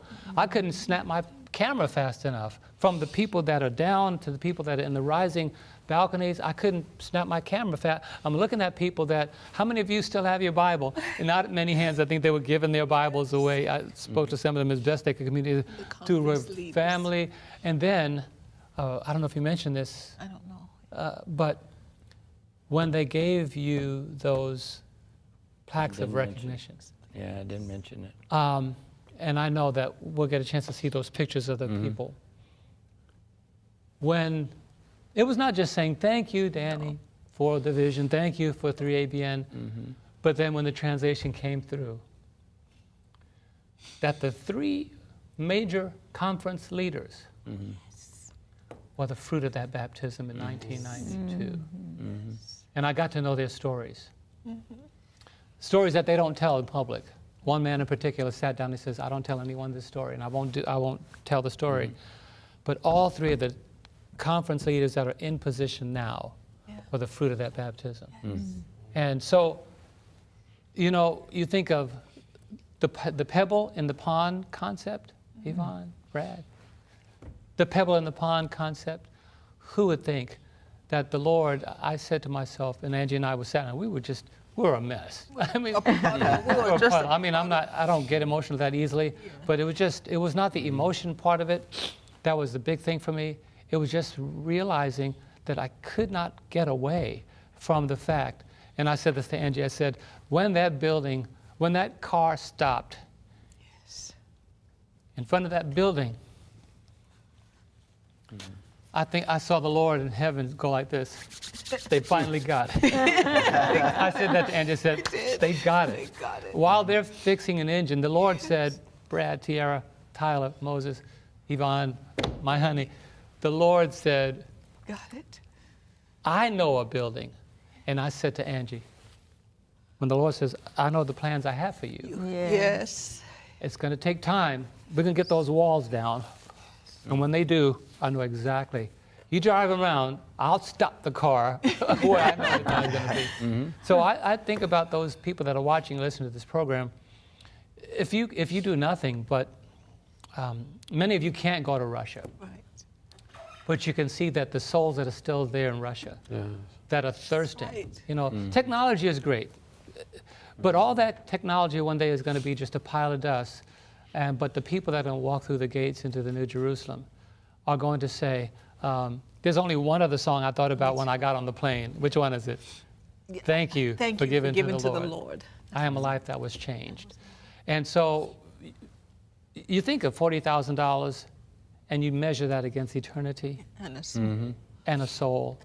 What can a man give in exchange for a soul? The Lord asked that question. So I encourage you, there are many more people in Russia. And the thing that the new challenge is not the wall. The new challenge is the booming technology, the booming industry, secularism. That's the new challenge in the now Russia, the new challenge. Because malls are popping up. Everywhere. You know, I think Brad made comment, he said, when I came here the first time, and here, it's like, what?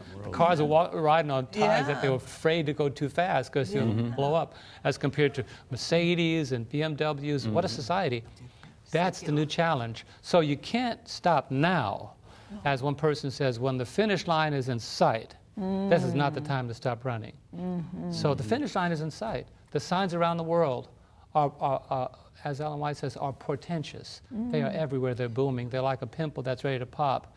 And the birth pains of the coming of the Lord are there. And so this this gospel has to be preached. Yes. And that made a new difference in me in all the world, for a witness to all nations, every nation, kindred, tongue, and people.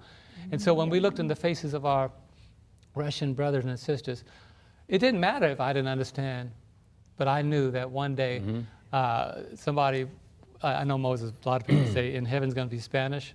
I have no idea. Spanish. But somebody said, Russian. And we were kind of connecting on that note. I said, whatever the note is, whatever the language is, we're all going to speak the same language. That's right. There's going to be a unity. So, you know, the push right now. They need an evangelistic series again, as you Danny mentioned. was alluding to that, and at the very sight of it, the very mention of it, people said, yes, let's do it. People So I would encourage people that are watching this program, if the Lord would tarry and we're still here, I wouldn't mind being translated in a different language. Translation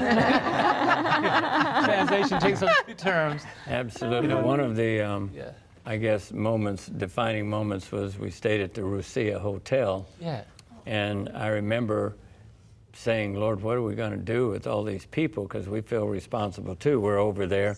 We can't leave the conference. They don't have any way. And if people don't have a church home, don't have, you know, a family, they'll end up going back, you know, and why, you know, we got to do all we can do to help them. But I was like, well, you know, we're struggling. We're just 6 years been on television, 8 years since the beginning of 3ABN. We're new and struggling.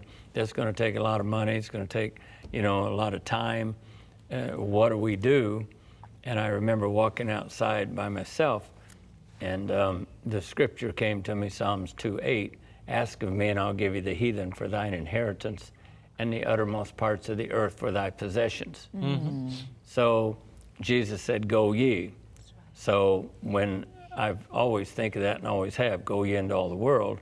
But then when that particular scripture came to me, it's like, well, does this mean here? Does this mean now? You know, I'm 41 years old. I'm trying to you know, work in a ministry that we're still growing and trying to reach the world.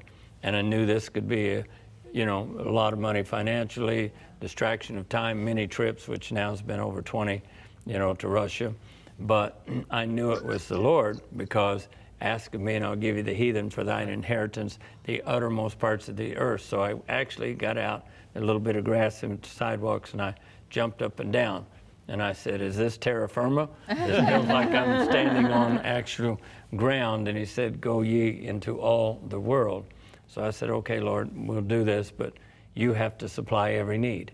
And it was that morning I had the meeting with the conference president. Manny Treves just happened to be there, divine providence, and said he would give the first 100,000, which is what it would take to buy that facility. And so God just began to open up those doors, just like he did in the beginning of 3ABN. Miracle after miracle, and a miracle is something I can't do, and you can't do. So how do you define a miracle? So it's something only God can do. That's right. And for the good. You know, there's all kinds of things. Satan has a lot of powers, but his miracles aren't for the good. And so it's only something God could do. And so God had prearranged all of this. And so we can say it's a setup. That's right. It was a setup, right? We don't always think about a setup in that term, but God set it all up. So in the beginning of 3ABN, our thing was let's just get out of the way. Let's learn to get out of the way and let God do what he wants to do. So instead of trying to get involved, I need to make this decision, I said, Lord, I don't know. I'm a carpenter. I don't know anything about this. Television, I don't know anything about the business. But I know you said, go ye into all the world. That's right. With an undiluted three angels messages, one that would counteract the counterfeit. Right. And in Russia was the same thing over again. And so I think at that time, my faith was so strong because we were just, you know, seeing so many miracles, it never occurred to me that it might not pan out. As Julia said, of all the 11 facilities that the government opened up and people were able to purchase, there were 11, 10 of them went under. In other words, they failed, the businesses failed. 3ABN's the only one today that is still out of all of those, and yet we had no way of knowing. It's just I was so sure that, you know, God was in it. You have a closing thought or time? I can't believe it's about gone. I know. It's just amazing to me how God's hand has been on Russia, on everyone involved with this project from the outset. That's right. So it's, you know, it was all part of the divine plan, the master plan. And when the Lord tells us to go, He equips you to do that. And I'm so thankful for the fact that God has given you such vision and such determination to do what He would have you to do.